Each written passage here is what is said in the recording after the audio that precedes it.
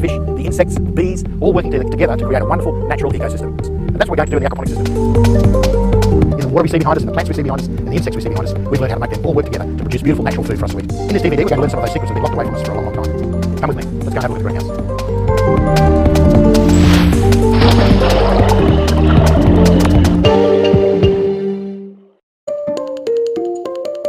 I'm just going to show you around our systems today, and so you can see before we get started, we can just show you the different systems we've got working. These are all domestic type systems that you can have at your place. First one here, which stretches all the way along here and feeds these grow beds here. This is a 1200 litre system, or about 300 gallon system, has sleepy cod in it, and runs these 400 litre grow beds. So follow me around, and I'll show you the other systems.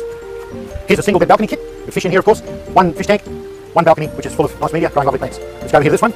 We've got here a 3-bed balcony kit, 3 beds being run by the same size fish tank. This has got sleepy cod and some small barramundi in there. We go further around here to our floating raft system. You can see we've got a fish tank, we've got a filter system, and we've got lots of beautiful greenery growing. And then last of all, of course, we can just focus back on our, what we call our homestead kit, which is our large 4-bed, 2,300 litre tank system, which has been running now for just on 4 years. Very interesting. We'll cover some interesting points, some aquaponics secrets about that just a little bit later on. And I'll show you our seedling growing system. Believe it or not, that's a bit of a mystery to a lot of people. How do I raise seedlings for my aquaponics system? Do I go and buy them, or do I raise them myself? And here I'm going to show you my seedling raising system, which is pretty much foolproof, works really, really well, and very easy to maintain. We're also going to show you our domestic floating raft system. We've actually got a great system here, which is just the best way in the world to grow lettuce, and I'll show you how to do that. And here we've got the floating raft system. This bit of stuff is broken, but we'll show you. See how plants grow beautifully? The floating raft system, the roots come out and grow in the water. We're going to show you how to do that. Here's another one of our plants, which we'll go into detail later. See the beautiful root system, very healthy plant, lovely lettuce coming on there. Isn't it beautiful? In this DVD, we're going to go way beyond the basics, and we're going to find out the real secrets of making it actually work. In this DVD, we've created some really wonderful animations, which will show you the different ways we can make systems work. And you can choose one of them that suits you best for your area. We'll show you the pros and cons of each system, and you can decide how you want to do it at your place. Let's talk about mature systems, and how long does it take for an aquaponics system to mature? Sometimes this concerns people a real lot because they start doing aquaponics, and sometimes they don't get really good results in the beginning. And so they worry, what's going on? Am I doing something wrong?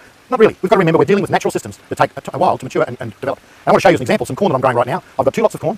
I planted on the same day from the same seedling batch. I planted one in a system that's right here beside me that is about 18 months old, so it's a mature system. And I planted some more, which we'll show you in just a second, in a new system that at the time I planted was only about 3 weeks old. And you'll see the difference in the corn because of the nutrient availability to the plants. As the system matures, more and more nutrients become available to the plants because the system, the ecosystem that we're developing, the natural system, takes time to develop. See this corn behind us? It's in beautiful condition, lovely dark green colour. You can see the cobs are coming on. Some of them have got a double cob on them already. See this one here? Double cob coming already. And the plants are really healthy, they're fresh, and that corn is going to be really beautiful. My mouth's watering already, I can't wait to get to it. And let's go over now and have a look at the other corn. You'll just see the difference in colour. Now, there's no trick photography here. The other corn is growing okay, but you'll see for yourself, it's just nowhere near as good. This is our second lot of corn. Remember, we planted it on the same day, exactly from the same lot of seedlings. You'll notice we're getting cobs. Yes, cobs are developing, and don't you worry, we'll eat them. But you'll see the colour of the leaves. It's kind of pale. Even some of these leaves here, if we can get a close on them, you'll see they've got their stripe, which shows a good example of nutrient deficiency.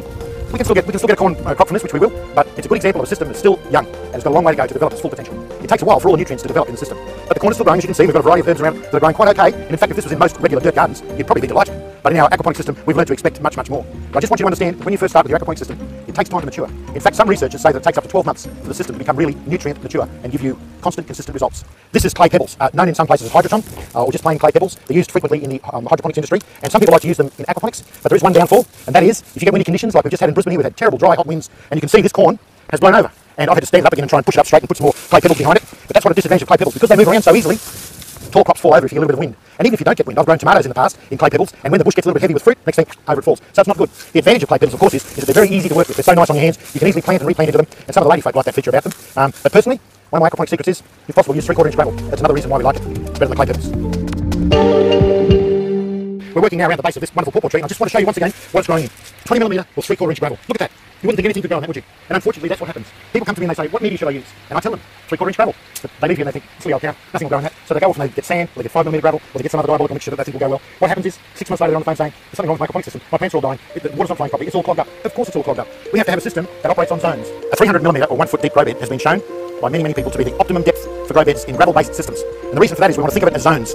In the bottom 50mm or 2 inches, we'll have our sludge zone, or our really thick, heavy nutrient zone. That's where all the fish solids and all the worm castings and all that kind of stuff, even dust out of the atmosphere that comes in and gets into our system, will eventually find its way down to that bottom zone. And in that bottom zone, you'll find, I don't know how it happens, but you'll wind up with a lot of worm activity. Garden worms get in there, and when the bed is flooded, I guess they must come up to the surface. I don't know what quite they do, but I know there's a lot of worms in the system, and they get in there and they do their thing that worms do on that 50mm zone. Then we have about a 150mm zone, or about 6 or 7 inch zone, where we have the growing zone, the root zone as we call it. And that's where most of our roots occupy that space. Of course, some of them go down into the lower zone, of course, the deep rooted plants. And then the top 50mm or 2 inches is our dry zone. We really don't want the water to flood any higher than that because we want to make sure we have a minimum of water evaporation, and we want to have that dry zone to protect the plants. Our top 50mm, of course, is important to prevent algae growth. If we were letting the water flood right to the surface all the time and wetting this, with sunlight on it, we get a lot of green algae growth. Now, algae is not good for the system because it robs the system of nutrient, because it needs food to live. So we'll rob the system of nutrient that could otherwise be growing plants. We'll also rob the system of oxygen, remember, because every time that bed drains right down rapidly, what happens here is sucked down through the coarse gravel, and oxygen is delivered to the roots of the plants. Oxygen is delivered in great quantities to the good bacteria and the microbes and all the other little things that are working around there. So that's very important. That's why we want to keep the top dry. So your grow beds, when they're operating correctly, should always be dry on top. We dig down only just a few millimetres, just an inch or two. We start to come across moisture, and we start to come across the roots of the pawpaw tree,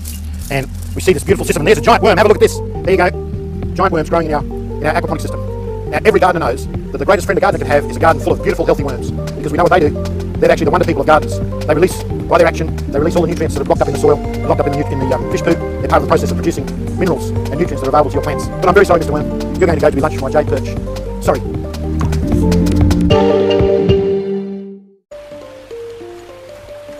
In aquaponics, we need to make use of all our space. We only have a limited amount of space in our grow beds of square metres or square yards of growing area, so we need to make use of vertical space as well, as much as we can. For example, when I plant beans, I always plant climbing beans, and I get them to climb up away from my main growing area, and that gives me good bean crops. In fact, I've found that climbing beans actually last a lot longer than regular dwarf beans. One thing to remember with beans, you may already know this, but pick them while they're young. The bush thinks it's got to grow some more, so it'll keep putting more beans. If you leave some hanging until they start to go to seed, the bush will think, oh, okay, my job's done, and it'll stop cropping. So remember, pick them while they're young, keep them picking, and you'll get a longer life out of the bean bush. Wonderful use of vertical space.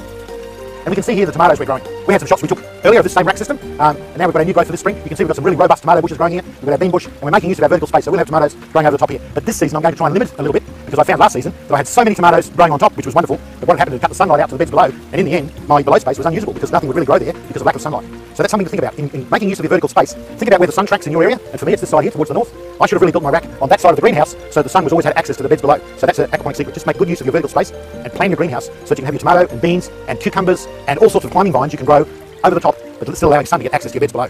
Just look at these beautiful tomatoes. These are a variety called Amish paste, which is an indeterminate tomato. And that's another secret. When choosing your tomato variety, choose one that will grow in the manner in which you want it to grow. And an indeterminate tomato is a true vine. And you'll find it will grow up for you and it will spread out, and you can trim it and you can make it grow the way you want it to grow. If you were to choose a variety like Ross Lissy, for example, which is actually a determinate tomato, or grows like a bush, you would need to grow that in your grow bed, and it would take up space in your grow bed. So just think about that when you're choosing a tomato variety, and the variety of plants you're going to grow, so that you can make use of your vertical space. Here's our indeterminate type of tomato, the Amish paste. You can see some lovely fruit. This is the first fruit of the new season coming on. And with indeterminates, don't be afraid to chop off some of the leaves that don't look so good, because what happens with indeterminates is the leaves will actually die off on the bottom half of the bush. Some people think, oh, the bush, there's something wrong with it, it's sick. But no, it's not. It's a natural part of the tomato's growth, this type of tomatoes. As the bush matures and grows up, those leaves at the bottom will brown off and start to drop off, and just cut them away. It doesn't matter at all. You can see here, this is what I'm doing, just keeping the whole thing nice and tidy, because it looks good for the camera, and everybody's happy. We can see our fruit coming along. There's one we got rid of. Nothing wrong with that. It's just getting old. We're talking about using vertical space. Well, vertical space goes down as well, don't forget. Let our chives hang down over the edge of the bed. Plenty of them. Look at them there, miles of them. Let me tell you a secret about chives. As many as you want, just get the scissors and chop them off. Look at that. I've got more chives than we'll be able to use in the kitchen in a week, probably. We just get the little dead ends out of there, and look at that, beautiful chives. Miles of them. I can now get busy and chop these up with my scissors and put into my salad. Lots of chives. Wonderful fresh chives. But don't worry about chopping them off with the scissors. You can be as hard as you like on these chives, and believe it or not, inside a week, they'll be shooting back up again. Spraying our veggies to keep the bugs away, a good tip is to use molasses. This is just ordinary old molasses. You can get it at most produce stores. You can buy molasses really cheaply. We can get it here in Queensland for about $10 for 4 litres. And actually molasses, for those who don't know, is a byproduct of the sugar refinery process. When they get lovely cane sugar and they take all the goodness out of it and leave you with white sugar, well, one of the byproducts is molasses, which is just full of sweetness and good stuff. Very, very strong in flavour. And we use that to spray our leaves. Now, what good might that do, you ask? Well, there's a school of thought that says that bugs only attack bushes that are weak and low in sugar content. And that is referred to as the Brix number.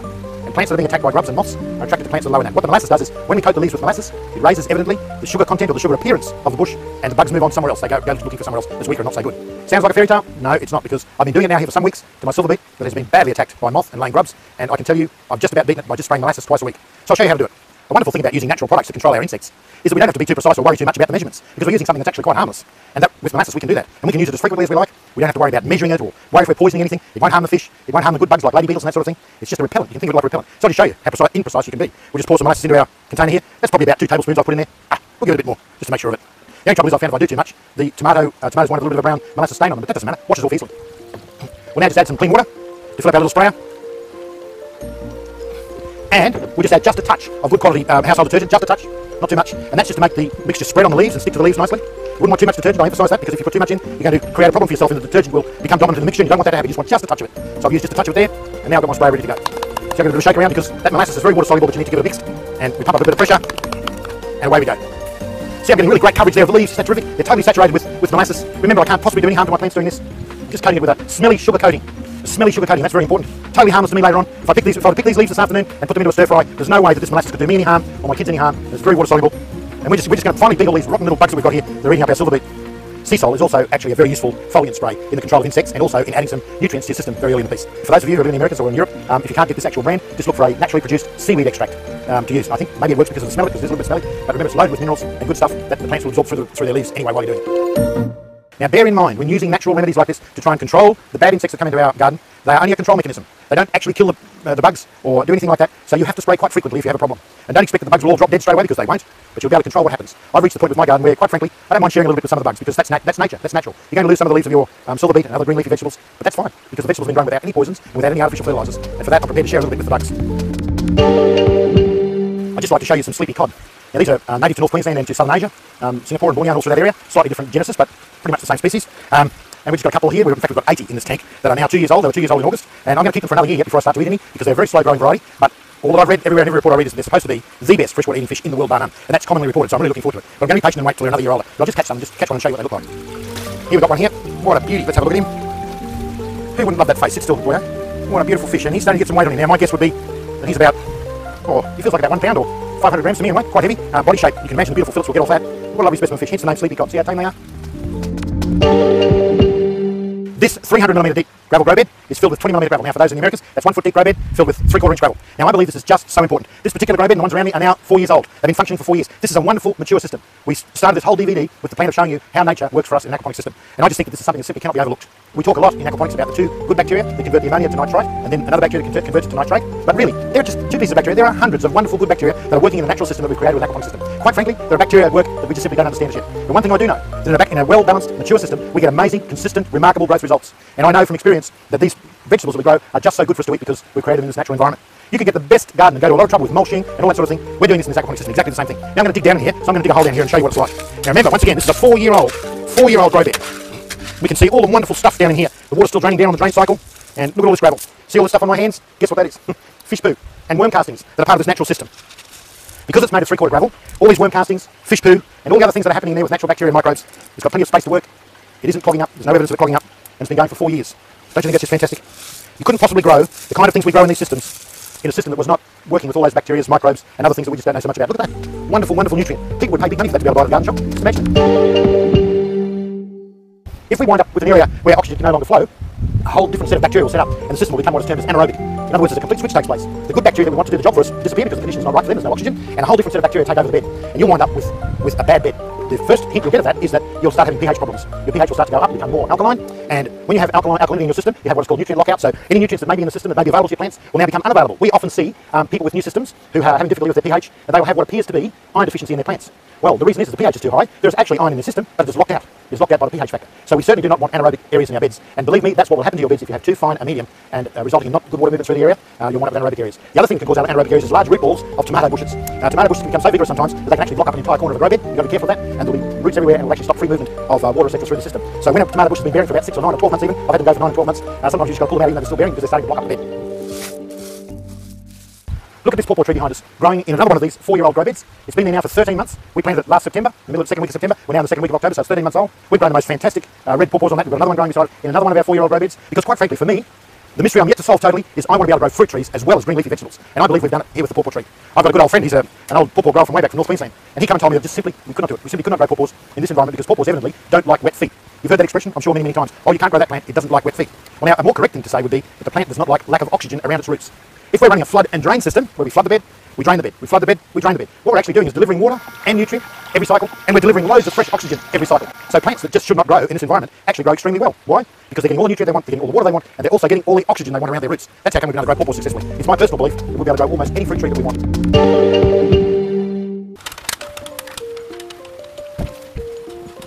Have a look at this. Isn't this beautiful? 17 months from seedling, we've got these beautiful pawpaws. I just can't believe how abundant they are. This particular pawpaw tree, the red pawpaw tree, we've now taken 42 kilos of fruit off this one tree. Now, isn't that astonishing? And people told us that we couldn't grow pawpaws in aquaponics systems. Never let anyone tell you you can't grow something. Because here at Practical Aquaponics, we are experimenting all the time trying to grow different stuff to see what works and what doesn't work. And believe you me, we've come to the belief that it's possible to grow, I reckon, just about anything in an aquaponics system and grow it successfully and grow it really, really well.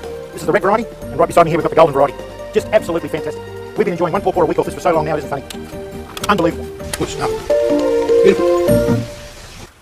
In part of our quest to grow fruit trees, we've now planted these 3 beds up with some citrus in them. And here's a Washington navel tree, and you can see it's set some fruit this year. The first year, it's got a couple more pieces of fruit at the back. We had some really heavy rain last night, so it's looking droopy a bit, but the tree's doing very, very well. I'm really pleased with the progress. I'm told by people that know a lot about citrus that we can't expect it to set much fruit for the first couple of years. But anyway, we've got some fruit coming there. Here's a Lisbon lemon tree that has not set any fruit just yet, but even though it looks a little bit paler in colour, it's actually put on a lot of growth since we planted it, which was in September, 5-6 months ago. It's put on, it was only about that high, it's now put on that much growth, so it's doing okay. This is a Tahitian lime tree. You can see it's set some fruit already this in that period of time. Not much fruit. Once again, a lot of the fruit has fallen off, but I've been told by those who know that that's quite normal. And you can see we've just had recently had another little lot of flowerings, and there's some little fruit setting there. So I'm really, really pleased with the progress of those. As these citrus grow, I'm anticipating that we will still be able to grow something underneath them as the trees get bigger. But you can see here in the shot, you can see the way it is. It's in a grow bed that's actually got 300 litre capacity, and it's sitting on top of its own sump, which has got about 300 litre capacity. So it's a really good little system. And as you can see, way in the background there are beautiful big pawpaw trees. Fruit trees do get big.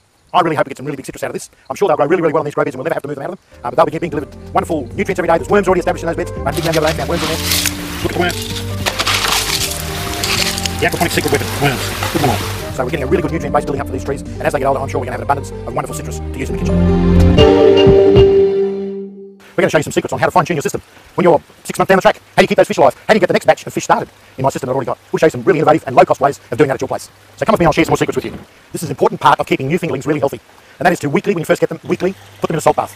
Now right here I've got what I call my hospital tank, which is where I isolate any new fish to begin with. And I've filled this tank to up to about 50 to 60 litres of water. I'm going to make a salt bath to put the fish in, just a 1 hour salt bath. And I'm going to salt the water at the rate of 1 kilo per 100 litres of water. I've already measured out the salt. You can just see the amount of salt. This is one half of a kilo in 50 litres of water, or about 1 pound of salt. So we're going to mix that with some fresh water. And we want to dissolve all the salt first. And this salt is just swimming pool salt. It's nothing special. If you want to go and buy aquarium salt, you can. So we'll just put some fresh water in there and we'll stir it around until we dissolve the salt down to a liquid form. And then we'll add it to the hospital tank, and we'll stir the water up a bit to distribute the salt around in this lovely fresh water we've got. Now we'll just go over that again.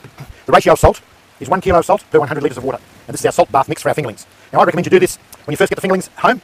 You'll salt bath them immediately. Now the effect of the salt bath is really quite amazing, because for almost all freshwater fish are very tolerant of salt in short doses. All of our Australian natives can quite happily live in salt for a while, and this particular ratio has been proven and tested. In fact, it was given to me by a very well experienced hatchery person, so I know it works. I've been using it for some time myself now, this formula, and it's a great way to make sure your fish are healthy.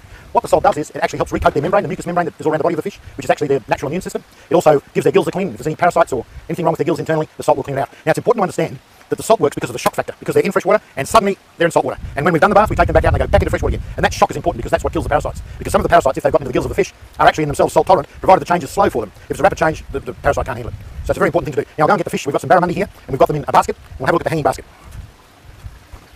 Here we've got our barramundi in 2 different kinds of baskets. We've got them hanging in another fish tank. This fish tank, by the way, has got over 100 jade perch in it that are pretty much ready for harvest actually. In about another month I'll start harvesting those. And what a splendid idea. This idea was given to me by a client of mine who was moving away from his house and needed to get rid of his fish, so he rang up to see if I'd take them. When I got there, he had a hanging basket in his fish tank, just like this. And it's one of those ideas, as soon as you see it, you think, why didn't I think of that? What a fantastic idea. These are just rubber foam rods that you can buy at Park Rubber or any of those kind of shops. I think it's about $4 for a metre. And a laundry basket that you'll get from a hardware shop or a kitchen supply shop. You need to choose a basket that's got small enough holes in it, of course, that the fish can't escape from. And then in the bottom, we'll show you, you just drill a few extra holes so there can be water flow. See a little barramundi in there? There's about 70 of them, and they're doing very, very well. And whilst I've been doing these salt baths, I have not had any losses of fish at all. So I'll quickly just take it out of here, and I'll take it around the other side to the hospital tank. Here we go. The fish won't suffer through a few minutes or a minute or two of being moved around. So now we'll just make sure that the fish are all in that salty solution. And just to make sure that they're okay, we'll add an aerator. Just add an aerator to it for a period of time, just to make sure there's plenty of aeration going into the bottom. Here's another variation on the same idea. These plastic bins are readily available at hardware stores. You can get a plastic bin and just simply get a 1/4 inch drill or a 6mm drill and drill a myriad of holes in the bottom of it to allow water to flow in the sides. And I've got another batch of barramundi in this bin, which I'm about to take and give them their weekly salt bath. So if you just watch a minute, I'll get this out. You see we've done exactly the same thing. We've put some floaty logs on the side. We've just drilled some holes and put them on there with some cable ties or zip ties. And because the holes are smaller, this will take a little bit more effort to get out than the laundry basket, because we've got to wait for the water to drain out. But it will drain out slowly. You can see the holes in the side of it there. The water's draining out. Another batch of barramundi to have their weekly salt bath. See them in there. There we go. And once again, we'll give them their share of air for the duration of their stay here. Notice how they quickly run to hide underneath the bubbles.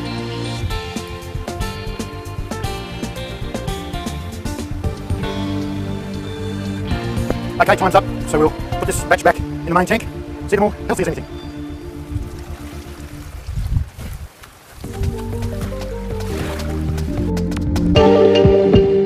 One of the most overlooked things about killing a fish is stress. Now, your fish can be stressed in all kinds of ways. The most common way is when Uncle Sam or Cousin Harry comes over to see your aquaponics systems and they're really intrigued by the fish, so you set it out with a net and you start catching fish so they can have a look at them. This is very harmful to your fish. We know this from experience because when we were shooting our first Aquaponics Made Easy DVD, we caught the same poor fish about half a dozen times and kept redoing the shot, so we got the right shot, and that poor fish died a few days later from stress. Look at that. That's a beautiful silver perch, weighing about 1.5, 1.7 kilos. What a beautiful specimen of a homegrown fish. Oh, come on baby, be careful. It's the same with us humans, really, when you think about it. If we live constantly under stress, we get sick and we die. It's the same with our fish. That's why we advocate, really, it's not a good thing to be poking at your fish or interfering with them too much. They're much happier if they're kept in semi-darkness, and if their liver's over the thing and they're not too much interfered with. We just notice in our daily feeding of the fish. If I come there and I'm the same person that comes at the same time every day to feed the fish, they're quite happy. But when there's visitors peering in, the fish noticeably go and hide in the corner. They know when they're stressed, they know there's a stranger there. So try and keep the stress right down to your fish, because stress is a killer. Fish are much happier living in semi-darkness with a nice cover over their tank and not being interfered with too much. Keep it to a minimum. The fish will live much longer, and when you finally get to eat them, they'll taste a whole lot better.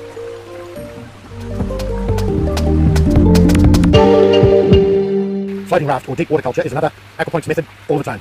generally used in commercial systems. The reason we do that is because it gives us ease of harvesting and ease of planting for labour, for your labour. It also provides much more stability in the long run because you've got a much larger mass of water, because root zone temperature is very important in growing plants. So the larger the mass of water we have, the more likely we are to have stability both in pH and in water temperature. So we've been running this trial system here for about 9 months now. You see here we have our traditional fish tank, which houses about 30 jade perch in this case. The water is just simply pumped up by a pump into this filtration system, which I'll show you. We've got a series of spaghetti map here. The water comes in, you can see these are coming in through aerators, venturis, which are putting a lot of nice oxygen into the water, and the water flows slowly through these. Another bank of aeration, through this one, another bank of aeration, and then the water will finally, any solids that are left will drop out and be prevented by this dam here. The water flows past another chamber, which the way we've got it designed has got a slight swirl action, and down the bottom there we've got a drain point, the same as we have a drain point here, where any solids that remain can be removed quite easily. In a floating raft system, we want to be able to remove most of the large solids, as many as we can. And the reason for that is because if there are suspended solids in the water to any large degree, what will happen is those suspended solids will adhere to the roots of the plants you're trying to grow. Whilst that may appear to be a good thing initially, what it does is actually blocks out the oxygen supply to the plants. Because remember, the roots of the plants are totally immersed in water in this system. We're just about to add some lime to our floating raft system to buffer the pH, to bring the pH up. Here we've got a handful that we've put into the chamber, and we'll just watch the progress of it through the filter chamber. Now this filter box that we manufacture has got going through it at the moment 7,000 litres of water per hour. That's the amount of water we're pumping through it, which is quite a high volume for a small filter box. And see how slowly it's moving. And this is the point. Because the water, even though there's a big volume of water coming in, the water is slowed right down as it passes through these filter things, and that allows the time for the solids to drop out into the various chambers. And by watching the progress of the lime through, first of all, the 3 banks of filter medium, and then into the dropout zone, and then finally into the final dropout zone, you'll see just how slowly that actually moves through this filter box. And of course, with the water moving through quite slowly like that, it will help any solids that are in there, and that's suspended solids, that don't get picked up by the 3 filter banks. It will help them to drop out and drop to the bottom of the chamber, the first chamber. And when it's in this chamber, see how it's already dropped to the bottom, and now we can start to see the lime moving up the side and coming up the side of the dam. You see that nicely? Now spinning over the side. So that's what happens to our solids. Any solids, suspended solids that move through the system, that manage to get through our 3 banks of filter, drop out in this dropout chamber. You can see distinctly how that happens there by the visual of the lime. And now it runs finally into our final mixing chamber and out. And that's important because we're trying to remove as many of the solids as we possibly can for our floating raft system. On some systems we've installed for customers already that are quite a bit larger, we've actually banked these and had a bank of them operating and putting 15 and 20,000 litres of water per hour through. Very, very effective filter system. Here's a good example of a beautiful oak leaf lettuce that's ready for harvest. And I'll just pull this out and show you. This is the beautiful part about floating raft systems. It's really very easy to remove the plant. You can see there we've got a root system underneath. A few little leaves that we don't want, we'll pull off. And there we have, slightly discoloured, which shows that we're not probably getting as much of the solids out as we'd like. But still, as we can see, the plant is very healthy, beautiful, certainly of marketable size, lovely oak leaf lettuce. So the good part about this is we can replant it with great ease. We just put the roots back into the hole and wriggle the plant down into the system. And there it is, replanted. The plant won't even know it's been out. I'm going to lift this whole tray up and just show you what's underneath. You see all the roots of the plants there hanging down? And if we go to the tank, you can see the aeration, the bubblers that we've got in the bottom of the tank that are delivering oxygen into the water. And you can also see on the bottom of the tank the dark patches of solids that have dropped out. So our filter's not getting all the solids out, some of the solids are still getting through into the system, but that's okay. It's not a problem. We'll just put this back in again. See, there's some lettuce we've just put in recently that we grew in our seed raising system. You see the nice new little roots, nice and clean and white, that are extending out and picking up the water. That's a red butternut lettuce, and that started its life in there. We've, to that stage in our seeding system, that was 4 weeks to that stage, and from here now it'll be another 4 weeks and we'll be harvesting a lettuce like this. These are a small variety of lettuce, but they're just great in salads because they're all these wonderful individual leaves that just look great in a salad. In a floating raft system, we've got all these beautiful solids that we'll extract from the system by a filter system. These solids will be kept. We've got a recovery trough that we keep all the solids in. We add air to that trough and let it bubble for a while. What happens is then that the nutrients, the locked up nutrients and minerals are in the fish waste, and the solids that are being extracted from the system are mineralised. That gets into the water, and then periodically we draw that water off the top of the solids and we return it back to the system. That's how we keep the nutrient flowing in the system. Floating raft is good for growing fast-growing plants. For example, like lettuce, basil, coriander, those kinds of high-value, high-growth rate plants grow exceptionally well in floating raft.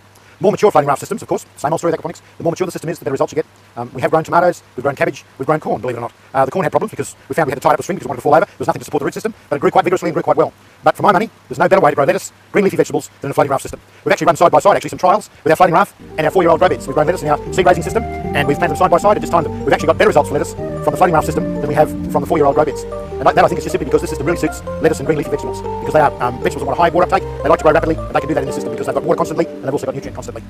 Check out the root length on this lettuce. It's ridiculous, isn't it? Maybe that's why they call it radicchio. But it's an Italian lettuce, a little bit sharp in its flavour. But the advantage of these open leaf lettuces, some of you may not know, but they actually contain much more vitamin and mineral and food value than the traditional old iceberg lettuce, which is, everyone seems to like because it's nice and white and crunchy, but actually has very little food value. Whereas these open type lettuces, if you make beautiful salads, you can make with them with the whole leaves, and there's a lot of food value in it. So there you go, that's an Italian lettuce from Italy called radicchio. We'll just attempt to thread these great long roots back in the hole again so they don't feel deprived of the nutrient. Try doing that in a regular garden. Pull the roots out and put them back in the ground again. You may ask, why would you bother with floating raft? Well, it's just a different way of doing it, and it's more suitable to some things than others. For example, you could never grow root crops in a floating raft system, and nor would you even want to try. Yet you can grow some root crops in a traditional gravel grow bed. For example, beetroot grow well in that. White onions, red onions grow quite well in a traditional system. You would never be able to grow them in a floating raft system. So why would we bother with floating raft? The answer is simple. In commercial applications for high volume, high value cash crops, such as lettuce, basil, and herbs and the like, there's no better way than floating raft. What's the advantage of floating raft in a commercial situation? We have ease of work for our workers, for our working staff, our farm staff. They're going to be planning out the things they can plan out very quickly, they can harvest them very quickly. We have a huge volume of water in play, which means we have temperature stability and we have pH stability like none else. And in large systems, that's important. to have that kind of stability. For example, with lettuce, 22 degrees C is the root zone temperature that is desirable for lettuce. Many dirt farmers fail with growing lettuce in the hot summer months because the soil temperature gets too high. But in a floating raft, we can grow lettuce all year round and keep that root zone temperature just the way it should be. An enormous advantage. One system we did recently had a 36,000 litre volume, only a small system, but for that volume of water, it takes a long time to change the temperature, it takes a long time for the pH to change, if it does indeed want to change. So there are the advantages of floating raft. Really, in most cases, we would only recommend it for a commercial system, but if you want to do it at home, go right ahead. You'll grow more lettuce than you know what to do with.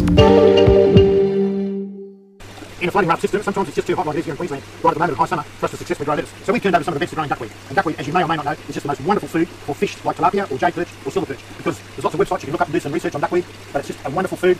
Look at that, huge volumes of it. It actually doubles its volume every 2 or 3 days. And in an aquaponics system like this, we've got lots of nutrients coming through the system, the water is slow moving, it's absolutely ideal for growing duckweed. And have a look at that.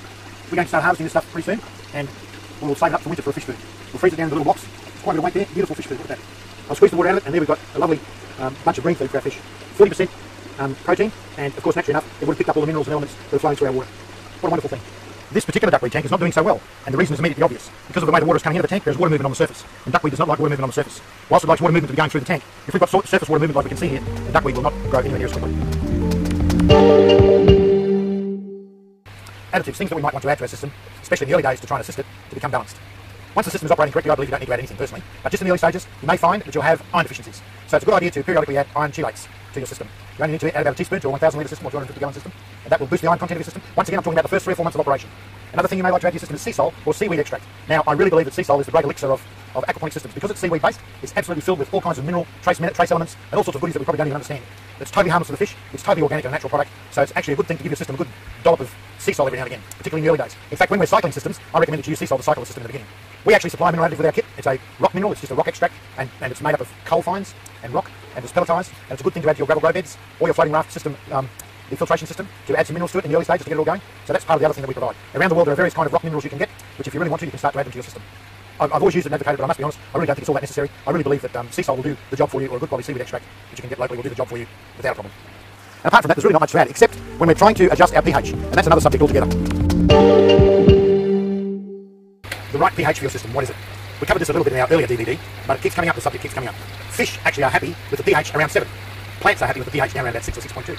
So what do we do in an aquaponics system? We have to arrive at a bit of a compromise in order to keep everybody happy. If the pH is above 7, there are charts available where you can look at this.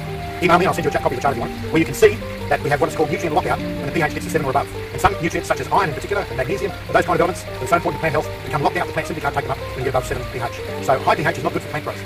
I've seen many of our clients that have trouble with pH. Their pH is too high, their plants look terrible, and they almost give up on aquaponics, and it's all because of pH. Now in a well-adjusted system that runs really well, the pH will tend to drift down over time, because one of the byproducts of the 2 good main bacteria is they give off an acid, and so the system slowly but surely becomes more acid.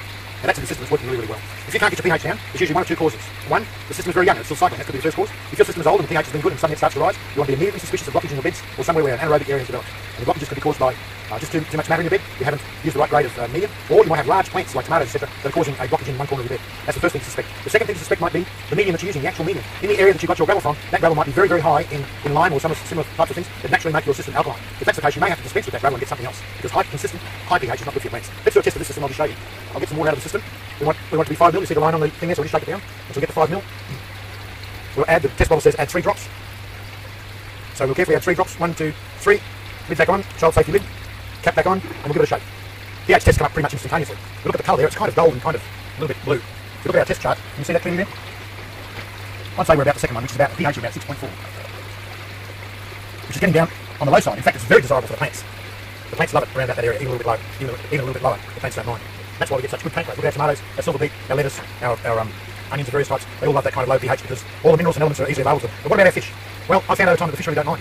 If the pH changes slowly, then the fish don't mind. They get used to it and they live with it quite happily. So we've got, in this particular tank, we've got nearly 80 sleepy cod, which have been living in that kind of pH now for almost 2 years. And they're quite happy about it. In fact, this pH in this system drifts down. In about another week or 2, I'll have to buffer it up. And look, I'll show you how we do that, just as a matter of interest. If the pH gets too low, just imagine it goes below 6, so you could go right down below into the mid-5s if you're not careful, you don't keep an eye on it. And you really have no way of knowing unless you bought a different test kit. So let me just show you a quick and easy way to buffer your system. And what we mean by buffering is adding an alkaline agent to bring our pH up a little bit.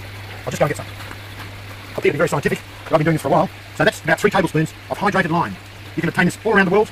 Best not to use dolomite because dolomite actually contains other elements. The purer the lime you can get, the better. You've got to remember, lime is very high calcium content. So whilst buffering this and bringing our pH up a bit, we're actually going to be adding a lot of calcium to our system. And isn't that great for us? Because when our plants take up calcium, we, the plants, we get calcium. And we all know that's a very important part of our diet. So by doing this, we're actually helping our system. Let me just show you what we do. Just simply where the water comes into the grow bed, I just simply throw the lime there and just mix it in with the stones. Just make sure it goes down to the system. And that's it. It's just that simple. Now, I just know from experience that much line in there will bring my pH up about 2 points. Now, earlier we looked at it at 6.4. Tomorrow morning I'll come and test the water again, and it will be up to about 6.6. I'll achieve the movement that much in a system that holds about 1,200 litres of water. 1,200 litres in gallons would be about 350 gallons, I would think. So that's an easy, quick, easy, inexpensive way to raise the pH of your system. Remember, by doing that, we're going to go from 6.4 to 6.6. We're still in the low sixes, which is great for our system. Our plants are going to be happy, our fish are happy. Now, why wouldn't I put more in and push up to 7, shall we say? Well, for starters, I don't really want to go that high, but rapid movements in pH are very bad for your fish. The plants really won't mind that much, they won't suffer that much. But if you change the pH rapidly, you're likely to have fish deaths. So don't go berserk and overdo it. It's best to do one adjustment today, measure it tomorrow. If you still want to bring it a little bit higher, leave it another day, and then do the same thing again. So that you have very slow movements in your pH. Just to recap on this whole pH thing, in an ideal world, you'll keep your pH below 7 and above 6. And the best range is the low 6s, 6.4 to 6.2, 6.4 is the ideal range, in my opinion, to have your pH operating in the systems. Actually, pH slowly reducing all the time is an indicator of a very, very healthy system. The second way we can buffer our system, bring our pH up, is to use this commercially available product called Eco-Rose, which is actually potassium bicarbonate. Now, if we use this for a buffering agent, it will help bring the pH up again, but also at the same time we'll be adding potassium to our system. This is particularly useful in young systems that are not fully mature. The addition of potassium will help the system along quite well. And this is in quite a natural form, and we can use this as a foliant spray, or we can mix it up in some water and we can just put it directly into our grow bed like we did before as a pH adjuster. And one word of caution, don't use it too closely to using lime. I'm not a chemist, I don't understand why, but evidently it doesn't work too well together. Remember, too, also potassium bicarbonate or Eco-Rose is very useful as a foliant spray to help minimise powdery mildew and other mildew and fungi type problems you may have in the garden. So that's a good one to remember, Eco-Rose or potassium bicarbonate. The third way we can buffer our system is using bicarbonate of soda. You can buy that commonly anywhere in supermarkets usually, and bicarbonate of soda is a quick way to buffer a system up again, make it more alkaline if it's too acid, but it has no real value to the system in any other way. And in fact, it probably adds common salt to the system, which is a thing we don't really want, but you can use bicarbonate of soda. We're going to talk about how to plant seeds and get your own seedling supply. It's actually much easier than you think. You might think, oh, that's pretty elementary, everyone knows how to do that, but you'd be surprised how many people have trouble raising their own seedlings. Hence, you see a lot of shops selling seedlings because people just don't know how to do it. It's pretty easy, really. We've got a method here which we believe is pretty darn good. We've got this tray with a whole lot of holes in it. We've got a tray below that which has water in it. The water we use, by the way, is out of the fish tank system, so the water is nutrient-rich fish water that we put in the bottom of the tray. The medium we use is vermiculite. We just fill in with 3/4 full of vermiculite, a coarse grade of vermiculite. As we put the vermiculite in, you'll notice that, see the light colour and see the dark colour, you'll see it change colour. And what's happening is that is attracting the water up into it from the tray below. They're by capillary action. You see how dark they've gone? That's because they're nice and moist. Now that's a good thing. You watch these ones will change colour gradually as we put the seeds in. These are oak leaf lettuce seeds, lovely commercial seeds. They're specially pelletised like this for commercial purposes because the seed is then encapsulated. We don't waste any seed. We're going to use one seed per planting. So we'll just see how we go with this. We'll just drop one seed into the centre of each one of these little mat pots. We'll now get a finer grade of vermiculite, much finer. You can see it here. See how fine it is. And we'll now just put in a little bit just to cover that seed, so it's just barely covered from the sunlight. There we go. That's it. That's all we have to do. And you can see here, the result here, some seeds that I did, oak leaf seeds that I did 5 days ago. Lettuce have come up, most of them have got 2 seeds in. You see I was a bit lazy there, I should have put one in, but there we go, we've got 2 oak leaf lettuces come up quite nicely. I believe it's part of the sustainability message that we be very conservative with our seed using. I like to be very conservative with it, and this way I only use 1 seed or 2 seeds per pot, and I get all the plants I can use. It's a really important message, I think, to use seeds very judiciously and to use heritage seeds. It's all part of being sustainable and being economical with our garden.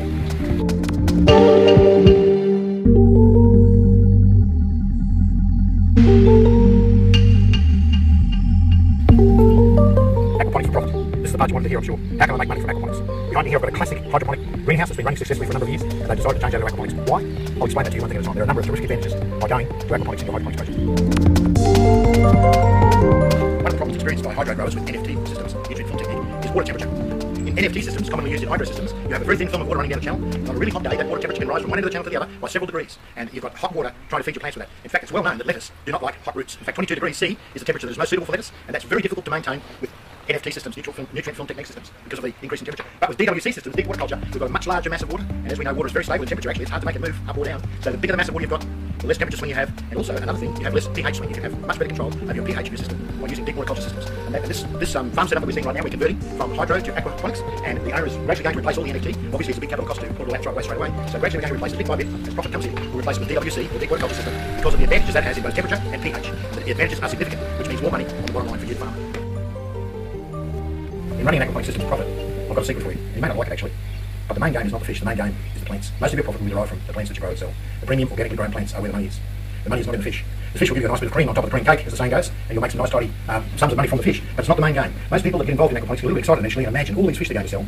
Well, that really doesn't happen. You do sell fish, but that's not the main game. The reason is that plants, you can start with a lettuce crop, for example, and no longer than 8 weeks after the day you start, you can be selling a finished product in 8 weeks. Whereas fish are going to take, depending on species, the very earliest 7 months, and some species might even take 2 years before you net profit from them. So as you can see, in doing aquaponics for profit, the main game is the plants. So let's concentrate on the plants a little bit and see how we can make money out of the plants.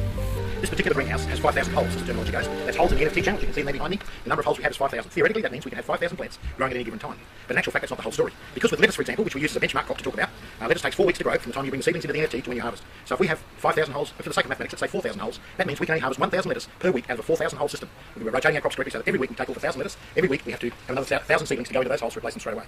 If we're doing deep water culture, the same rules apply. We need to have a specific number of holes and we need to rotate our crop in that manner. I'm very reluctant to predict income levels because that's dangerous, because for different parts of the world and in different marketplaces you'll experience different prices for your produce. But right here in South East Queensland, it's quite possible and very easy to obtain $1.50 per lettuce for well-grown organic style lettuce. In fact, that's the bottom of the price range. We've had some clients that actually are offered up to $3 for their lettuce per lettuce. What we've got to remember is we're producing in these systems a premium quality product. We're not just growing them in some old back paddock somewhere and selling them in the Brisbane markets for the lowest possible price. We're selling them as a premium product to a premium market. So we can expect, if we're going to harvest out of this one greenhouse alone, quite conservatively, we will harvest 1,000 lettuce a week, week in, week out. That's with one operator working by himself, $1,500 per week gross income. That's from the lettuce alone. Physical labour on a daily basis will just simply be coming to work, checking that all the pumps are running, everything's going fine, and then harvesting your lettuce. Now, whether you do that on 1 day per week or whether you do some lettuce every day per week will depend on your own particular market strategy. But over the week you have to harvest 1,000 lettuce, and over the week you have to plant out 1,000 seedlings. We have got some growers already who are reporting to us that represents about 2 hours work per day. Once they're well organised. Obviously, initially you have to put a lot of effort into it. Once they're organised, it's about 2 to 2.5 hours work per day. And that's not a bad way to make it.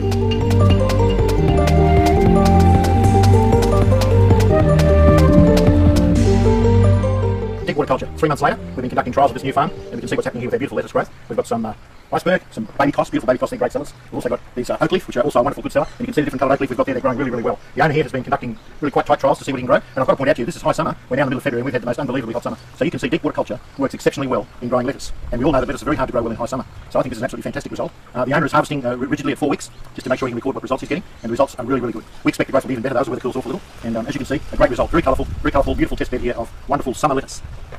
You can see here another one of the test beds that the owner is running. There's some beautiful lettuce growing here that probably should have been harvested a week ago, but that's fine. They're still very nice and very saleable product. So I can point out to you that this whole system of aquaponics commercially is perfectly expandable and perfectly scalable. What we can do in one greenhouse, we can do in multiple greenhouses. So if the income is not enough for you, it's easy enough to commission another greenhouse. And then there's the other factor we mustn't forget, and that is the fish. Over there in the fish shed, we've got fish coming on now. In about 8 to 9 months to 12 months' time, we're going to have a constant, continuous harvest of fish that will also implement a beautiful income stream from that. Remember, the ratio that we can expect to get is about 7 kilos of vegetables to 1 kilo of fish. So you can do your own sums in your own local area about the kind of fish income you expect to get, as well as the vegetable income. And it's a really, really good business doing aquaponics for profit. When we're doing aquaponics for profit, we need good equipment. You can see here this morning our fish tank room. We've got 4 fish tanks installed already. We've got a particulate filter, we've got a swirl filter. And these systems are all just waiting to be fired up right now. We've actually got some fish in one of them. And this is the first 4 tanks of a 12 tank system, which will house barramundi and jade perch. These tanks operate in series. The water is coming from our sump system where the pump is. It's being pumped under pressure up to our tanks and empties into this tank first, passes through this tank, air is added, passes through to this tank, air is added, then the water drains off and goes into our swirl filter, to our nitrification filter, and then returns once again to the growing area with nutrient-rich water ready to feed our plants. This will be a 12 tank system when finished, and each tank will hold 100 fish. Will grow to maturity. So that's a 1,200 fish system, and that will be complemented on our greenhouse side by a 5,000 hole greenhouse. This is the swirl filter. The water comes out from the fish tanks directly to the swirl filter, and as the name suggests, the water goes around and around in a swirl pattern, and that allows the solids that are in the water to drop out into the bottom of the system and be collected there, and from there the water is drawn out from the centre of the top and taken onto the particular filter. I'll just put these floaters in here so that you can see the water movement, how slow it is. Now we've got about 18,000 litres of water per hour moving through this, believe it or not, and you can see the slow movement of the swirl. And that water moving nice and slowly like that allows the solids to drop out to the bottom of the swirl filter. If we just move these closer towards the centre, you'll see just how slow it's moving in the centre compared with the outside edge. And that's the principle of the swirl filter. So that's why we extract the water from the centre off to the next stage of filtration. The water that's moving the very, very slowest. To swirl filter or not to swirl filter? It's a question that's often asked. When do we need to add pre-filters to our aquaponic systems? Well, in commercial systems we do it because we're mostly using deep water culture or NFT to grow our veggies, and therefore the roots are immersed in water all the time. If the roots are immersed in water and there's a lot of solids in the water, the solids will adhere to the roots and eventually block oxygen off and stunt plant growth. That's why in a commercial aquaponic system or a deep water system of any description, we need to pre-filter and move the solids and treat them in a different way. In a domestic system where we use a gravel grow base or some kind of solid growing medium in our grow beds, we simply do not need to pre-filter the solids out. Just want to stress that point. If you want to filter them out, by all means do. It's not going to hurt anything, although you're going to add another element of work to your system that is just simply not necessary. So once again, why the swirl filter, why the particulate filter, why the dropout zones? And that is because we're trying to remove all the solids we can from the water, because this is a commercial system that operates on deep water culture or NFT. The particulate filter has these green spaghetti sheets in it, which are designed to catch any further solids that might be in the water. They're much finer suspended solids are collected on this, and they are caught by that, and of course that's a great place to house our beneficial bacteria that will convert the ammonia that's in the system to nitrates so that the plants can be fed with nitrates. And of course it's a great place also for mineralisation to occur for the solids that are there, because you'll see in some of the other shops will show you how the air is introduced between each panel, copious quantities of air, so the water's got miles and miles of oxygen in it, so the mineralisation process can take place. Mineralisation takes place in this tank as well as other places, but principally here. These screens capture the solids that are still remaining in the system, the much finer solids, the suspended solids, are captured on these as they pass through, and there the good bacteria and myriads of bacteria actually work on those solids and release the minerals that are trapped inside those solids. And that's where we get all the minerals from for our system, because the fish wastes are very high in nutrient, and that's what the mineralisation process is all about. Of course, we need lots of oxygen for that, so you'll see at every point through the filter, more oxygen is added to the water by way of air bubbling, and we've got very oxygen-rich water passing through, and these minerals are being released into the water stream and being carried off to the plants to grow the plants.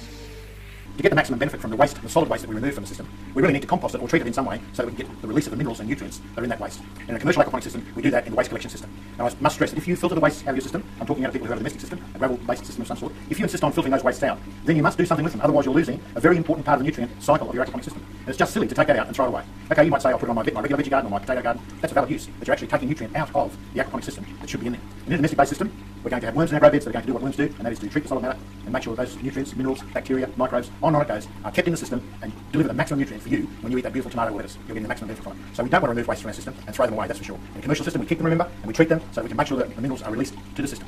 That's what we should remember about waste. This is the main sump area. As you can see, the water's returning from the fish tank area. The fish tank shed is also returning from the growing area. Immediately in front of that, we have our sludge treatment system. Sludge from any area in the system, from the swell filter, the main swell filter in the fish shed, and from the particulate filter. Any sludge that's drawn off from there will wind up in the sludge tank down here, where copious amounts of air are added in order to mineralise the solid wastes. And that, of course, the water is then drawn off and returned to the system, full of minerals, so that nothing is lost to the system as far as mineral and nutrient goes. Is that wonderful? So the water comes through several systems of sludge removal. In fact, in this system, we've actually got 6 points in the system where sludge and solids can be removed, collected, moved to the sludge treatment system, and treated. Water drawn off, clear water drawn off, full of minerals, and returned to the system again to be recirculated through the growing area. What a fantastic system! Nothing is lost.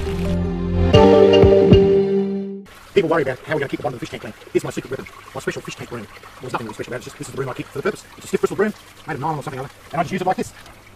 I just scrub the bottom of the tank with the broom. And I do this about once a fortnight. The fish don't really mind. I go around and give the bottom a bit of a scrub. And what happens with that, it stirs up any old fish food that might be down there or anything like that. And you can see that water starting to get a little bit dirty now. And now I'm going to give the sides a bit of a scrub. We don't want to do it too often because we don't want to stress our fish too much. But we're just going to give the whole thing a bit of a scrub the walls down. And that's it. You can see the water's gone a little bit dirty now, but that's fine. The pump will pick it up, it'll deliver all that stuff into the grow beds, it becomes part of the nutrient chain for our system, and we're keeping the bottom of our fish tank clean. I'll show you another tank. This is our barramundi fish tank. We've got in here about 100 barramundi, little fellows, they're only about 6 inches long or 150 millimetres long. Barramundis are big poopers, they eat a lot of food and they pass a lot of matter, and you can see the bottom of the tank is quite dirty. So we're going to give it a weekly scrub right now. And this will stir up all the food and stuff or fish poo that might be on the bottom of the tank. It'll settle down there. We'll give the sides a quick scrub, because we don't want to stress the fish too much, but it's something that we must do, we must give it a bit of a scrub. Here we go, that's all there is to it. See how dirty the water's become? That's fine. All the fish poo, you can see the suspended solids in the water now, they'll be picked up by the pump and taken to the grow bed, and then they'll become part of the nutrient chain. You'll see we're running a pretty big pump in this tank. In fact, we're running a 15,000 litre per hour pump because we want to circulate a lot of water for our barramundi. They're a fish that like a lot of water movement. So we've got a bypass here, some of the water's been bypassed and sprayed out over the top of the surface to create more oxygen. And we've also got another bypass coming off the side of the pump here, pointing straight up in the air that allows more water movement. And underneath the one you can't see, we've also got another nozzle that points in that direction. So we have circulation of water underneath that keeps everything moving. We do that especially for the barramundi because they like a lot of water movement and they like clean water. It's not too clean at the moment, but in about an hour's time, all that stuff that we've stirred up will be in the grow bed, being part of the nutrient cycle, and the water will be nice and clean again, full of oxygen, lots of water movement, very happy barramundi. I just want to show you some of the systems that we've used over a period of time that have evolved into our later systems and why we changed what we were doing. We first started off with water control by the use of float switches. Now, here's a typical float switch that we use in our systems, and just the way they work was the float switch would be tethered in the tank, say about here, and when the water filled up, the float switch would get to a point, and this is called a tank empty float switch, and when it gets to a certain point it would switch on, pump the tank down, when it got to a certain level it would switch off, and then the water would fill up again. We found that to be very problematic though, because the tethering point was very critical to get the right swing on the thing. It's very critical, and that could be upset by the development of algae on it, for example. We'll find that it would change, and then the thing wouldn't switch on or it wouldn't switch off. And there were many occasions we had flooding of the fish tank and loss of water, and sometimes the opposite would happen. It would get to the bottom and it wouldn't switch off, and then it would pump that entire tank dry. So we were getting tired of those kind of incidents happening, so we switched from that, and we went then to timers. And here's quite an elaborate timer. This is a beautiful timer that comes out of the USA, which you can time the exact length of time that the pump is going to run for. For example, in our grow beds, we discovered in our big system that it took exactly 7 minutes and 20 seconds, believe it or not, to fill the grow beds to the precise point we want to fill them to. So this timer worked beautifully for that. But we had a supply problem with these timers, and we found that they didn't work too well in high humidity conditions. So once again, we had failures happening. We would pump for too long, pump our fish tank out when it shouldn't have, or on another occasion, just simply didn't switch back on again, and that was a problem as well. So we decided we had to move away from timers. There was another possible fail point, and our quest has been to try and eliminate fail points in our systems. Now, I'm not saying you can't build a system by using timers or by using float switches. You can. We had systems running for months like that. But in our quest to eliminate fail points, we decided we'd move on from that to something better. We then, in conjunction with the timer, we were using a drain system in our beds, which is just what we call fast fill, slow drain system. And this, if you can imagine, is the bottom of the bed. And we had this upright in there that just sits in there nice and neatly, with a 10mm hole drilled in the bottom. And this was protected from the gravel by a shroud, which was on like so, if you can imagine that, sitting in the grow bed. And that keeps the gravel away. What would happen with the timer, it would pump until it filled up to the top, and then the timer would switch the flow off, and then the water would slowly drain out of this hole down the bottom, back to a sump or back to the fish tank, depending on how you sit. That system works quite well actually, except for the weakness of the timer. If you can afford to buy a really high quality timer that is very reliable, that's a good way to do your grow beds. So remember, that's fast fill and very slow drain. But then we moved over to a system of what we call auto siphons. And here's the basis of it. This is the bottom, if you can imagine, that's the bottom of our grow bed. We've got an upstand, which is cut to the exact height that we need the water to fill to. And then over the top of that we have a bell, a simple chamber, which goes over the top, sits in the bottom. Over the top of that again, we have our shroud, which keeps the gravel away from our mechanism. What happens is, the water in our system, the pump runs continuously, non-stop, 24 hours a day, 7 days a week. That allows us to use a smaller capacity pump, and we fill, not fast, but not slow either, until the water gets up to the top. As it commences to run over the top and down the upstand, a suction is formed, because we have the bell housing on top, and a siphon commences. It then rapidly draws the water out of the grow bed, and discharges it out the bottom, back to our sump. And when it gets to the bottom, air is sucked in through these holes, and it breaks the siphon, and the cycle starts over again. We found auto siphons to be the most reliable system yet. There are still some problems though with auto siphons I should caution you about, and that is the flow into them has to be correct, so each one has to be regulated with a small tap. If the flow comes in too fast, the auto siphon will start, but it will not want to stop. if the flow comes in too slowly, it won't want to start. It will just fill to the top and there's not enough flow going over the top down into the outlet to create a suction and start. So you have a grow bed that's full of water and it's dribbling out of the bottom and nothing happening. So you have to regulate it with a tap. Now you say, that's not too hard, and it isn't really. But where it can go wrong is that over a period of time, in the delivery pipe, you can get biomass building up inside the delivery pipe, which starts to restrict the flow of water. And instead of getting 500 litres an hour coming in, you're down to 450, then 400 litres, and all of a sudden you'll find that the auto siphon's not working properly. Going, you think, my goodness, what's wrong? So people go and start filling with the auto siphon. They think, oh, maybe I've got to cut this off. Maybe I've got to make it longer. When the problem is simply attach a garden hose with some pressure and flush out the line, everything will return to normal. And that's why we use these beautiful little fast connectors on our systems. For example, here's our pump. You can see the snap-on fitting with a O-ring on it that simply pushes on, you slide the red slider down, and that's connected. Isn't that beautiful? And what we can do to flush our lines is quite easily on our pump. We can just simply remove that, turn the pump off first, of course, otherwise you'll get a squirt of water in your face. And we just hook a garden hose to it, and we can put some high pressure water through our line to clean out any biomass, and you'll find that your auto siphon will return to normal operation. Auto siphons are pretty much foolproof, provided you keep things nice and clean, and make sure you do some regular maintenance on your system. The setup of the auto siphon is really very simple. If your auto siphon stops working, for example, if it is either starting and won't stop, or stopping and won't start, then the problem is not solved by fiddling around the auto siphon itself. It's almost always something to do with the pipework external to it. Here's another little addition we put on the auto siphon, and that is a breather pipe. So if you can imagine this, here's our delivery pipe that is taking the water back to our fish tank. Here's the auto siphon. If you bell over it, inside our grow bed is here. You can mention here, this is outside our grow bed. What will happen here when the auto siphon starts, the water will flow down away to our fish tank or to our gathering sump. And when it gets towards the end, particularly if you have a long run here, the auto siphon needs to suck some air back into the line in order to break. So that's why we put this additional breather on the end here, which will allow that to happen. That's an important thing, to make sure that air can get back into the line. Some people try and set up their auto siphon and they wind up with this delivery pipe running uphill. Now, it might only be uphill by a few millimetres, but if it's running uphill, your auto siphon just simply will not stop. It just simply won't. And we've seen customers who set up their own business, their own systems, and through having that running uphill, it just simply won't work. They blame the auto siphon. It's not the auto siphon's fault. Water, incidentally, won't run uphill. Some have factored that. A lot of people overlook. So as long as it's running slightly downhill, there's no up and downs in it, the auto siphon will work each and every time, flawlessly. We're at the end of this morning installing a homestead kit, a modified homestead kit. We'll see a little bit later on. We've got a commercial fish tank over there that gives us a great variety of fish we can keep. We can petition it and do all sorts of things like that. But first of all, I want to show you the sumps we're putting at the moment. We're filling up the sumps. You can see them here. There are 585 litre sumps, and this is so we can install our chop system. And the chop system, of course, stands for constant height, one pump. But in actual fact, we have two pumps, so we've got some redundancy in the system. We'll have one pump in each sump, and that will pump back via these pipes here. If we can just swing to the pipes, you can see the 25mm PVC pipes, which will bring the water back from the sumps via the pump. And you can see the 90mm pipe, which will carry the water from the fish tank by gravity to the grow beds. So that's how we achieve that. So you can see the layout here now. We've got our sumps laid out, and on top shortly we're going to fit up 4 grow beds on top that will receive the gravel. This is just river stone. It's very nice because it's round and it's nice and soft on your hands. You can see there's a lot of clay content in this area amongst it. That will actually wash off. I don't believe in washing the gravel, because in washing the gravel before you put it in your grow beds, you lose a lot of good nutrients that might be in that soil. The soil's clinging to the gravel. But as we circulate the water for the first week, the water will become very dirty because this will get washed. But believe it or not, all this dirt will wind up in the bottom of the grow beds, back in the bottom of the grow beds, and will remain there to form a nice ecosystem. Actually, it'll turn into a beautiful ecosystem eventually. Why do we use the chop system? Well, this has come about because we want to get to a situation where we can use the absolute minimum of power to move the water around. Because an aquaponics system is a perfectly natural system, except for the reason that we have to move the water, and we can only do that with pumps of some sort or another. So over a period of time, we've strived to get our pump down, our pump size down, pump size down, pump size down, so we can get to a very minimum. And this is the way we've achieved it, by having the water flow in one direction is done by gravity, and in the other direction it's removed from the sumps back to the fish tank by the smallest possible pump. Now in the system, as I said earlier, we've actually got 2 pumps, but we only need to use one.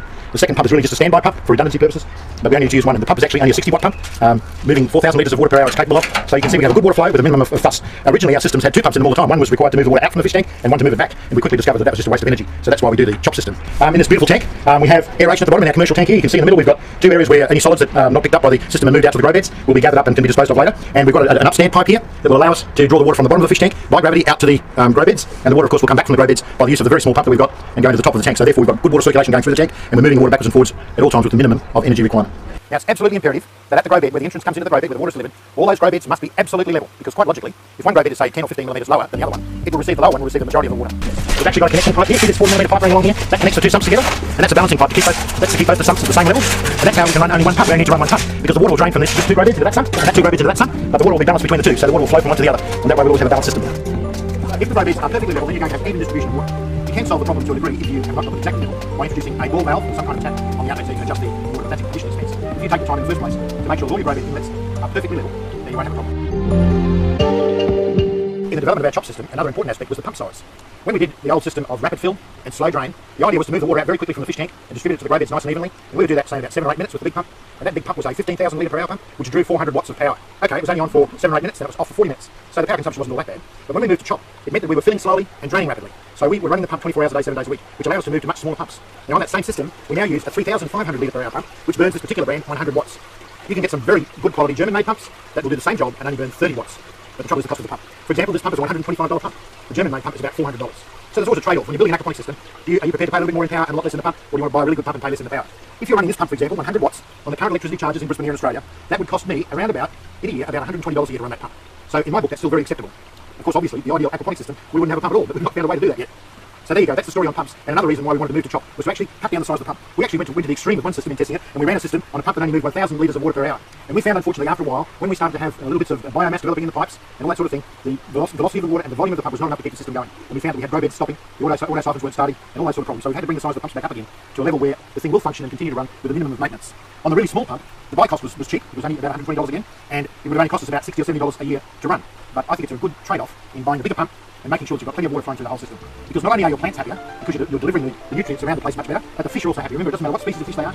Fish are very happy when there's a lot of water movement going on, and you're not going to get any dead spots in your system. You're continuously changing the water over, moving it through the grow beds and back into the fish tanks again. And that's what the chop system is all about. Being able to do all that with a minimum of power consumption. For fish species like barramundi, for example, they like a lot of water movement and a lot of water clarity and a lot of oxygen in the water. So you need to turn the water over much more rapidly with barramundi, for example, than a fish species like tilapia, which are much more forgiving of not so good water quality. So it pays to have a bit bigger pump than you think you need. And that's a rule of thumb. Thousands of litres per hour is the same as the thousands of litres of water you have in your system, or gallons per hour, gallons of water, same rule of thumb.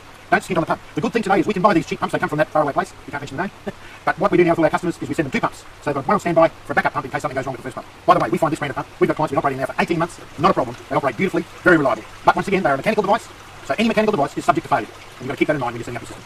So just to give you some rules of thumb, if you have a 1,000 litre system, in other words your grow bed, your fish tank, and the volume of water you have in motion at all times is say about 1,000 litres or 250 gallons, you can get away with a pump that's only 2,000 litres per hour. 2,000 litres is about 500 gallons roughly per hour, that capacity. If you move up to a system that's got 3,000 or 4,000 litres of water in it, then in my opinion you need a pump with about 4,000 litres per hour. So roughly the number of thousands of litres per hour is the same as the thousands of litres you have in the system. So in other words, it's capable of changing over the entire water once every hour. Now some people might think, oh, you can argue about that. But look, we found with experience that works and works really, really well. So why not do it that way? It's very important to clean your pump regularly. I clean my pumps once a week, regular routine. I pull the pump out while it's still going. I take the slider off, let a bit of water run through rapidly, and take the filter off, the filter thing off, give it a good bump on a piece of wood, clean everything out of it, because if you've got species like jade perch or tilapia that like to eat vegetable matter, and you're feeding them mold lettuce and stuff, you'll find a lot of it will be stuck around here. You can wind up with problems with your filter completely blocked, your pump on your way, not moving any water, and someone rings me up and they say, my auto siphons aren't working. There's nothing wrong with the auto siphon, they haven't cleaned their pump for the last 3 months. So regular routine, once a week, clean your pump, it takes you about 2 minutes. Snap the filter back on, back in the water, and away it goes. Another easy way to clean your pump is just use a banister brush. You know, like the brush that comes with your dustpan and broom that you use in the house, and just give it a quick rub while it's underwater, just underwater, give it a quick rub, and that will help remove any of the debris or fish poo that might have built up around the cleaning wheel. And once you send it up the pump through the pipes and into your grow bed so the worms have got something to eat. So that's a good tip to get rid of the dirt around your pump. Here's our water coming back from our sump from the chop system. The water's been pumped back through here. You can see we've got it spraying to create a bit of a circular motion inside the tank. This bubble of air you can see coming up, that's a big aerator we've got with a big, huge air disc down the bottom to provide lots and lots of oxygen into the water. And here's the second water inlet. We've got a second pump running at the moment because we like to have lots and lots of water volume coming through. And I like to have a second pump running, even though it burns a bit more power. I like to have that running to make sure that the water's going to come back. If one pump fails in the middle of the night, I'm not worried, there's still another pump. But in its own right, it's capable of bringing water back. So that's what's happening. Lots of water coming back, lots and lots of aeration. The fish love that. And here's where the water goes out by gravity back to the grow beds. I'll just pull this out. You can see the water there flowing freely back. And that amount of water that flows out is equal to the amount of water that flows in. And it must be if you think about it. Some people get worried and think, oh my goodness, if we pump that water back, what's to stop it from overflowing? Well, obviously you must have a pipe that's big enough to carry the water, because this is only running by gravity. So we've used a 90mm pipe, or a 3 to 7/8 inch pipe, I think it would be in imperial, to carry the water about. And we've made up this upstead, which forces the water to come up from the bottom of the tank and out. There's a small hole in here so it doesn't form a siphon. It's like our tank dry. When that's in place, we know we're bringing water in from the sumps into the top of the tank, it's circulating around, and the water must come out from the bottom of the tank, up through this outlet, and flow back to our grow beds. In the grow bed will fill by gravity, the auto siphon will start when the bed is full, we'll empty the water into the sump below, we'll pump in the sump, we'll pick the water up, and bring it back into the fish tank. So we have a complete cycle going. If something happens, this is the beauty of the chop system, if something happens that the pumps all stop, let's say the power goes off, some terrible thing happens, it's just simply going to stop, that's all that happens. The water in the fish tank will remain exactly the same level, and the fish are safe until we come down. You simply cannot have too much air going into the water in your system. Most fish kills in home aquaponics systems are caused by some failure in aeration in the system. And that can be caused by the pump stopping, no water circulation, your aeration system failing, all sorts of reasons. So don't be afraid to add more air than you think is necessary. You see in this big tank with our water coming in from the sump, the action of the water splashing on the surface, that adds oxygen to the water. The action of our big disc aerator in this big system is just a wonderful thing to add oxygen to our water. It's really important for your fish, for their health and their happiness, to have good water circulation in your tanks. Some people will say to you that's why you should have round tanks. And there is some truth in that. But if you have rectangular tanks, you just need to make sure that you've got plenty of water movement. You can see we do it here in the first place by bringing our water into the system and causing a current to be formed by that. If you've got a fish like barramundi, for example, that particularly like water current, then I'd go to the extreme of putting another pump down inside the tank somewhere to move water around inside and make sure there's plenty of water movement. And that is why, personally, for backup systems, I prefer using a pump as a backup system rather than just an aerator, because the pump moves water. It's very important to keep water moving all the time. That way you eliminate any dead spots. When you're adding oxygen to the system by the water coming into the tank, you want to make sure that water that's fresh with fresh oxygen is moved right around in the tank, everywhere, distributed evenly, so the fish can all go and benefit from it. You don't want any stagnant areas in your tank. So water movement is of paramount importance to the health and happiness of the fish. Aeration, how does it take place? Oxygen and carbon dioxide exchange at the surface of the water. Oxygen is added to the surface and carbon dioxide comes out. So this is why we have a bubbler. Because while we're producing these thousands and thousands of little bubbles that are coming up through the water, they're travelling up through the water. So if you can imagine each bubble a little globe in itself, inside is air and outside is water covering the entire surface. So you've got a big surface area for this oxygen to go out from the air and the carbon dioxide to travel in to the airspace and be taken out to the atmosphere. So if you can get a myriad of bubbles like we've got here, see this terrific big bubble going on, pumping litre upon litre of air into the system and travelling up through the column of water, as it travels up, these thousands of little bubbles exchange the oxygen and the carbon dioxide. And so you're giving your fish beautiful maximum dissolved oxygen in the water. So don't be fooled into thinking that it's just going to happen by itself just at the surface. The surface is not enough.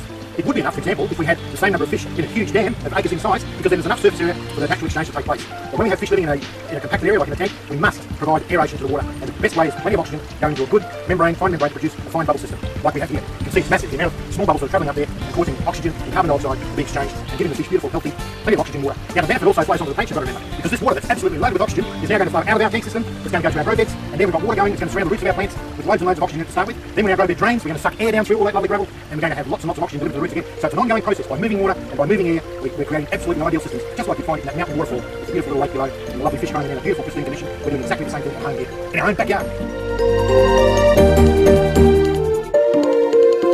This is just the beginning of your aquaponics journey. Isn't it fantastic? Look what we've learned here today. We now know even more about growing really great vegetables, fruits, and fish to feed our family in a great way. We're all learning, we're all in this path together. I want to encourage you